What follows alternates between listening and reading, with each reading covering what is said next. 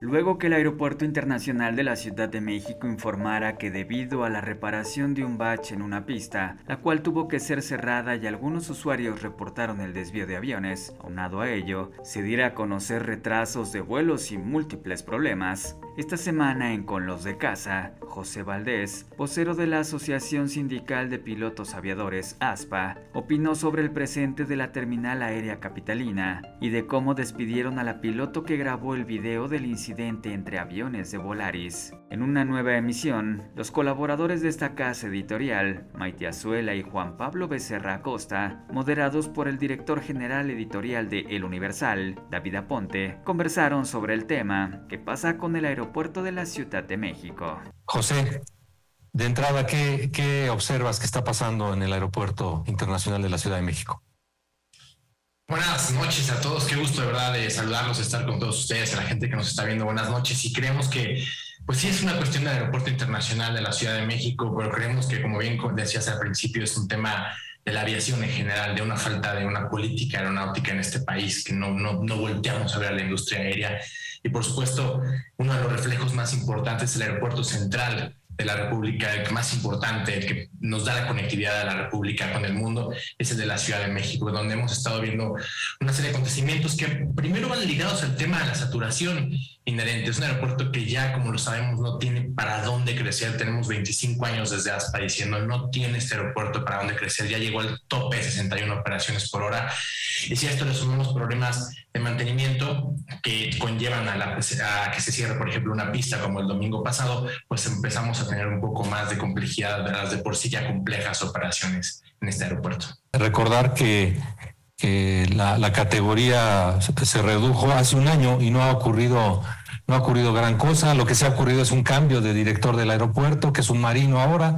Los marinos ya tomaron, digamos, parte activa en algunas tareas de seguridad, pero también, lo hemos dicho, de operatividad respecto de las maletas, en fin, y esto también retrasa pues incluso la entrega de las maletas a los usuarios. Lo pongo ahí como contexto, Maite.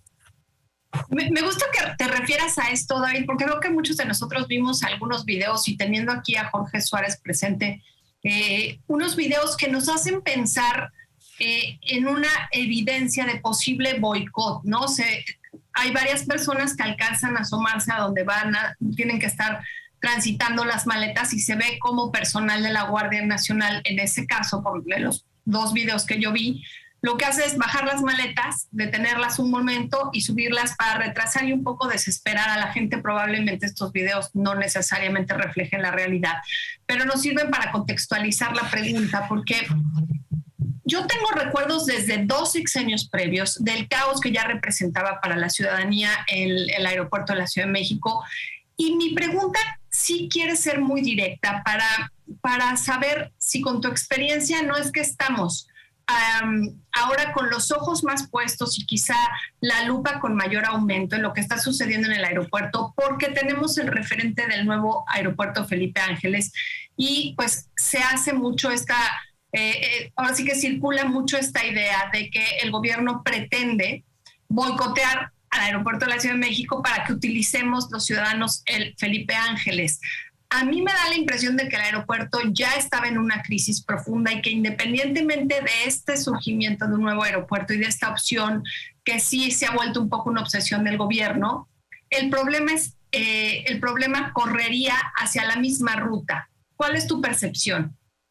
Definitivamente la lupa está puesta en el aeropuerto en los últimos meses o incluso años. Sobre todo en la aviación, ¿no? A raíz de esta apertura, de este proyecto, de esta administración, de abrir un nuevo aeropuerto, este cambio radical que hay entre el sistema aeroportuario metropolitano que propone esta administración contra un solo aeropuerto central que se proponía en administraciones pasadas, o en la administración pasada más específicamente.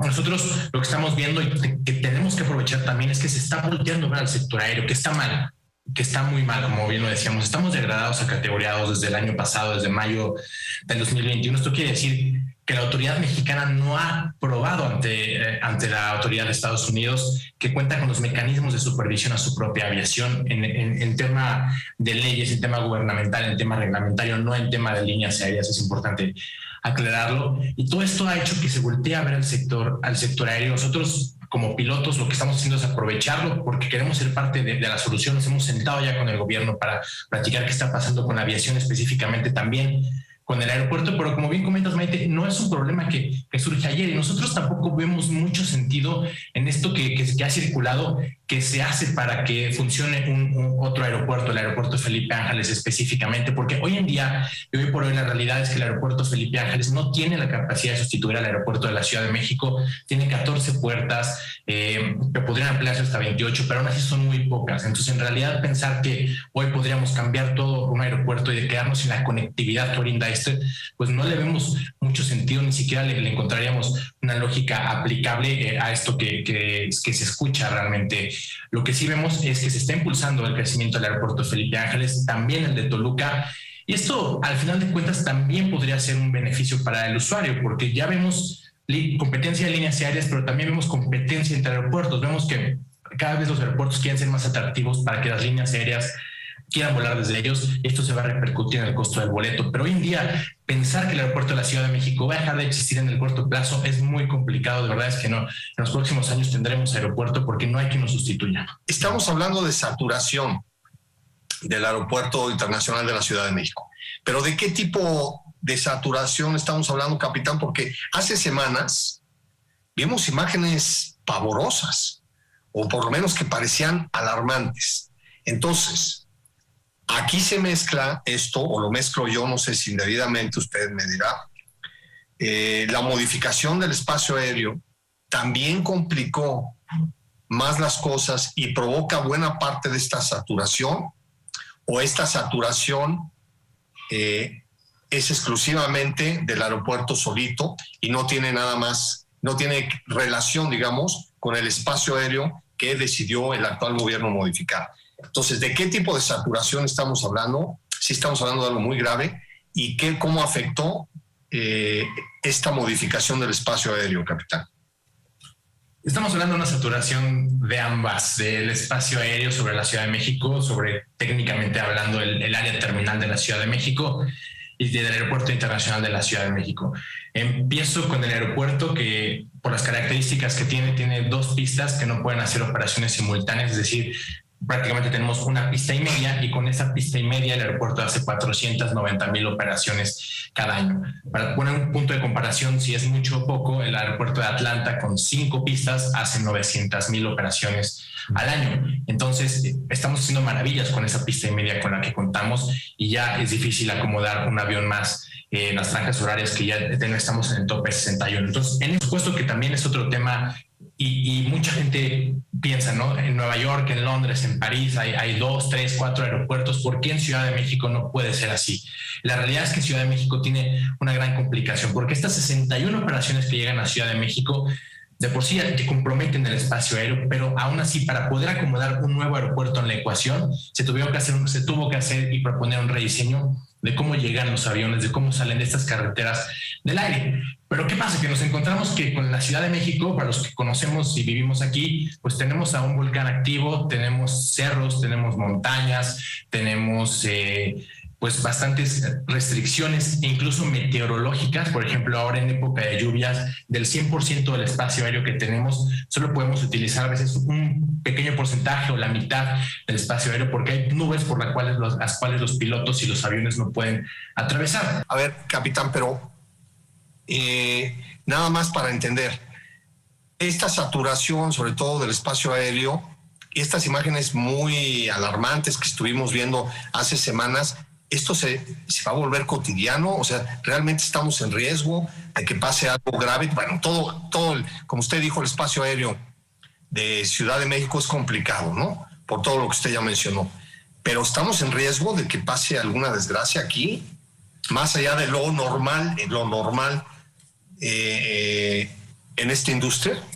Yo creo que el mayor problema que tiene esta congestión es el tema de las demoras, más allá del tema de la seguridad. ¿Por qué? Porque nosotros, hay que decir, la última barrera para atrapar estos errores la tenemos los pilotos, y los pilotos en México, los pilotos tienen un gran adiestramiento. Como este video que vimos, me imagino que es al que te refieres, donde el avión efectúa una maniobra de ida al aire, y destapa toda esta serie de qué está pasando con el aeropuerto, qué está pasando con las maniobras de ida al aire, ¿no? Aquí creo que este problema no fue saturación del espacio aéreo, sino que fue saturación del aeropuerto. Aterrizan por error, autorizan a aterrizar por error al piloto cuando había un avión sobre la pista, pero finalmente la decisión final de si aterriza ese avión o no es de los pilotos que vienen a bordo, se percatan que hay una aeronave y efectúan esta maniobra de aproximación fallida. Entonces, en este sentido, la última barrera para atrapar errores y la decisión final de si se aterriza esa aeronave o no, aunque tengamos o no autorización, es de los pilotos. Aquí creo que vale la pena aclarar algo que me llama mucho la atención de este video del que estamos hablando, es que la línea aérea decidió rescindir el contrato de esta piloto que graba este video, ¿no? Como si fuera realmente un tema de decir, quitamos a la persona que hizo viral o que destapó esta serie de acontecimientos en lugar de ayudar a solventar el problema desde el principio, desde el origen, ¿no? Y esto la verdad fue algo que al sindicato de pilotos nos llamó mucho la atención, cómo actuaron, ¿no? En contra de este piloto que lamentablemente perdió su empleo por haber grabado esta aproximación fallida. Lo cual es totalmente una injusticia, simplemente registró una falla que, como tú dices, José, pues fue bastante viral. De hecho, es la que destapa gran parte de los problemas que están ocurriendo en el aeropuerto con el tema de la saturación. ¿Este piloto fue sancionado, el del cráter? No ha sido sancionado. Ok, qué bueno. Qué bueno. Y regresando a la sanción del piloto que fue, ¿era mujer o era? Era una piloto, sí. Mujer, sí. Una piloto, ok, de la piloto que graba eso. ¿Había un fundamento legal para quitarle el trabajo por haber grabado eso? ¿O se lo inventó la aerolínea? Pues mira, en lo que nosotros platicamos con ella, que hay que decirlo, ella trabaja en la línea de bajo costo que no tiene representación con nosotros. Volvemos al tema de este terrorismo laboral que lamentablemente existe en otras compañías. El fundamento legal puede ser que no debes tener el teléfono en la mano, ¿no? Cuando estás en un avión, aunque en ese caso estaba en alto total, como se puede observar en el mismo video. Entonces ese fue el fundamento. Sabemos que le comentaron que no iba a perder su empleo y posteriormente la mandaron llamar para decirle que siempre sí. Finalmente, José Valdés, vocero de la Asociación Sindical de Pilotos Aviadores, comentó que ya ha habido mesas de trabajo con el gobierno para regresar al aeropuerto a categoría 1 en aviación civil.